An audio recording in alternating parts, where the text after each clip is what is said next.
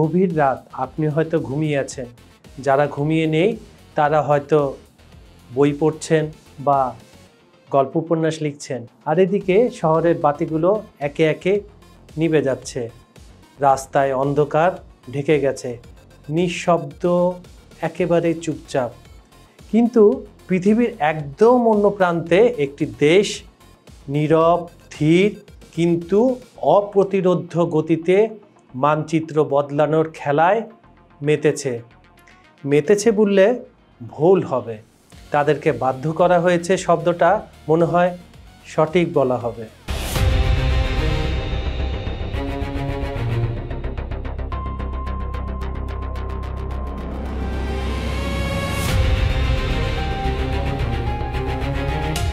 এই দেশটির কৌশলগুলো এত সূক্ষ্ম, এত নিখুঁত যে বাইরের দুনিয়া তা সহজে একেবারে বুঝতে পারে না কি হচ্ছে না হচ্ছে, তারা কি করছে।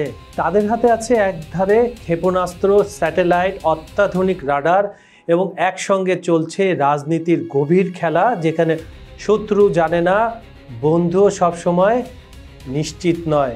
এতক্ষণে দর্শক আপনারা নিশ্চয়ই বুঝে গেছেন যে আমরা কোন ক্ষেপণাস্ত্র নিয়ে কথা বলছি আর কোন দেশটা নিয়ে কথা বলছি।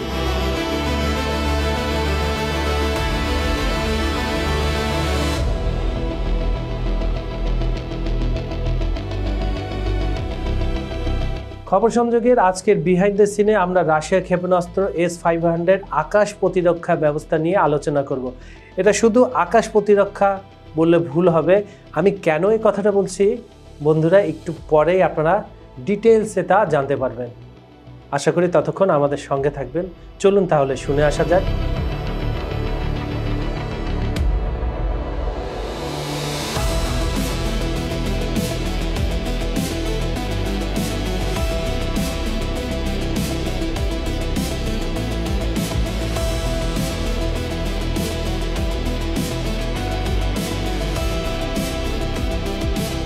S-500 কেবল একটি ক্ষেপণাস্ত্র, আকাশ প্রতিরক্ষা বা আধুনিক কোনো মেশিন নয়। যেটা আমি বলছিলাম শুরুতে, এটা এক প্রকার নির্ধারক শক্তি যা আকাশকে একটি নতুন অর্থে নিয়ন্ত্রণযোগ্য অঞ্চল পরিণত করতে পারে। কি শব্দগুলো একটু কঠিন লাগছে না? আমি সহজ করে বলছি। ধরেন S-500 কোনো একটা জায়গায় স্থাপন করা হলো, লঞ্চ করা হলো। এটা রের মাধ্যমে আকাশের নির্দিষ্ট একটা অঞ্চল জালের মতো আটকে দেবে। আমাদের সঙ্গে থাকুন, এটা খুঁটিনাটি বিস্তারিত একটু পরেই আমি আপনাদেরকে বলছি। এটি প্রতিরক্ষা, শক্তি প্রদর্শন এবং কূটনীতির এক অদৃশ্য প্রতীক, সিম্বল যাকে আমরা বলি। যে অঞ্চলে এটি মোতায়েন করা হয় সেখানে আকাশের প্রতিটি সিগন্যাল, প্রতিটি পালস এবং প্রতিটি রাডার বিম সবই নতুন নিয়মে বেঁধে দেয় আকাশের স্বতন্ত্র। তখন আকাশের স্বাধীনতা বলে কিছু থাকে না, সব চলে যায় সেই S-500-এর নিয়ন্ত্রণে।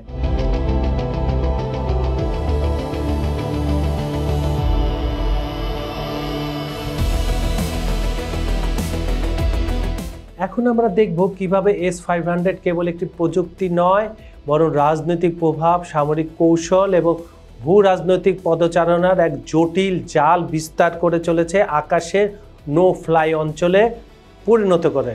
আমরা দেখব এর ক্ষমতা, এর সীমাবদ্ধতা এবং সেই প্রতিবাদ ও প্রতিক্রিয়া যা এই নীরব খেলাকে আরও নাটকীয় করে তোলে।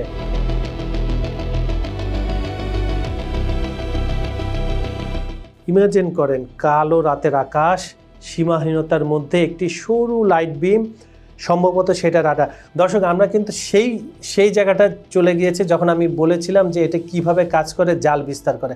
একটু মনোযোগ হন, একটু আপনি মোবাইলে দৃষ্টি ফেরান।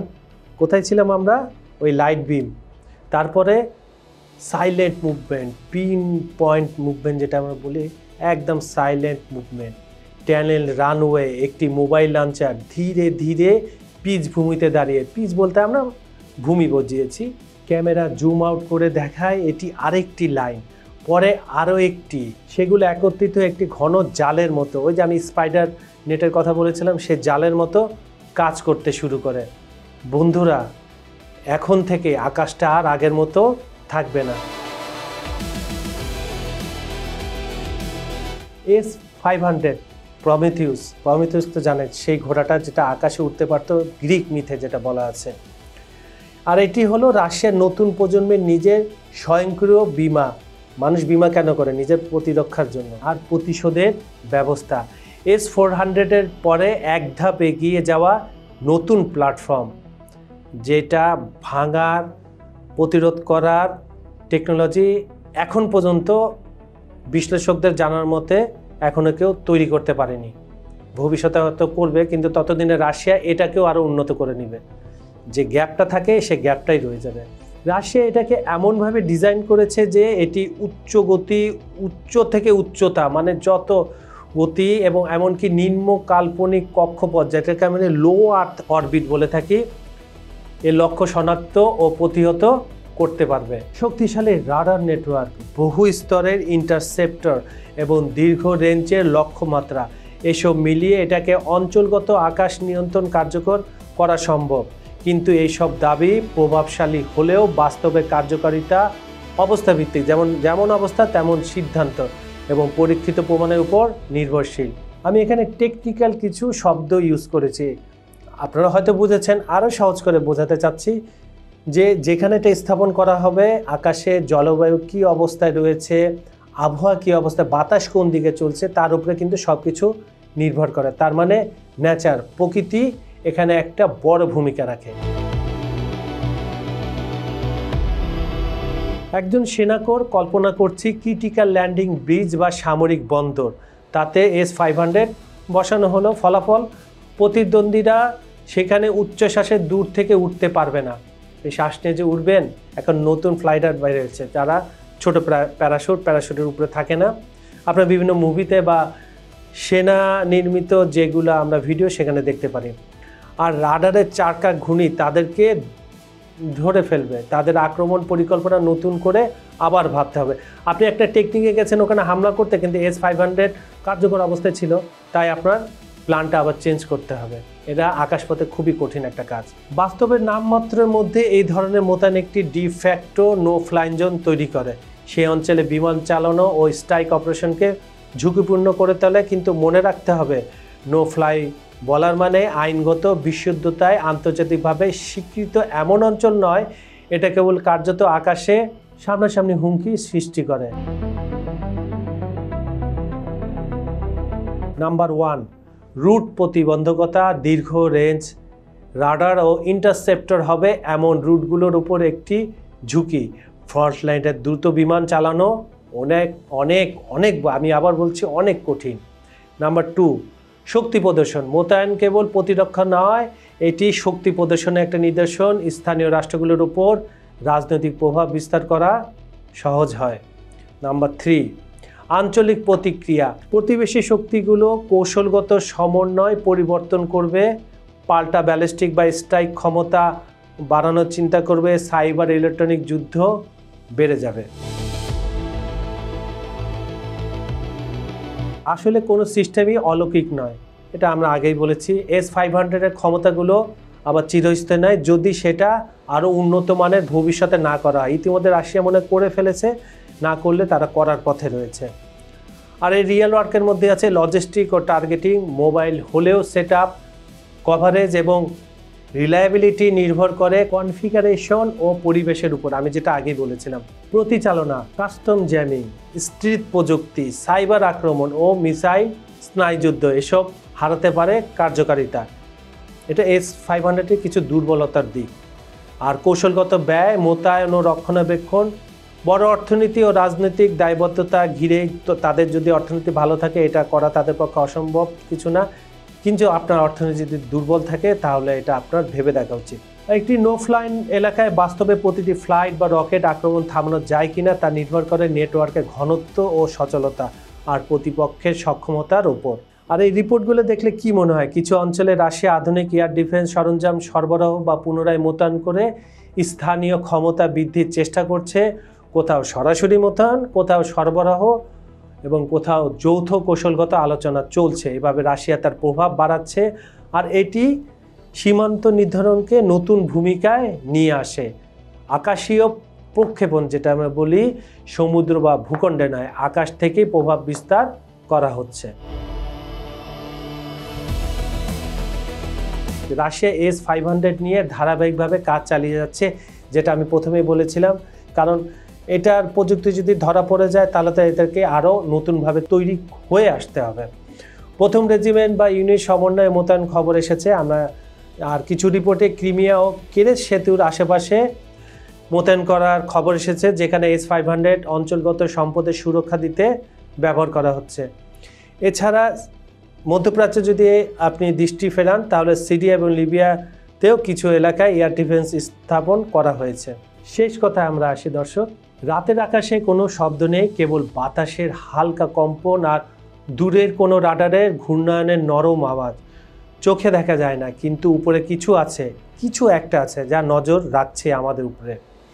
এক সময় আমরা ভাবতাম যে উপরে স্যাটেলাইট আছে, কিন্তু এখন S-500। এক সময় যে মধ্যপ্রাচ্যের আকাশ দিয়ে যুদ্ধবিমান বিনা বাধায় ছুটে যেত, এখন সেখানে নেমে এসেছে এক অদৃশ্য ভয়, আর সেই ভয়ের নাম S-500। এটি শুধু রাশিয়ার তৈরি একটি প্রতিরক্ষা ব্যবস্থা নয়, এটি এক প্রতীক বা সিম্বল, শক্তির প্রভাবের এবং নিয়ন্ত্রণের নামের অদৃশ্য সাম্রাজ্যের প্রতীক। কোনো রাষ্ট্র যদি বলে আমাদের আকাশ আমাদেরই থাকবে, তাহলে S-500 সেই কথাটাকে প্রযুক্তির ভাষায় অনুবাদ করে দেয়।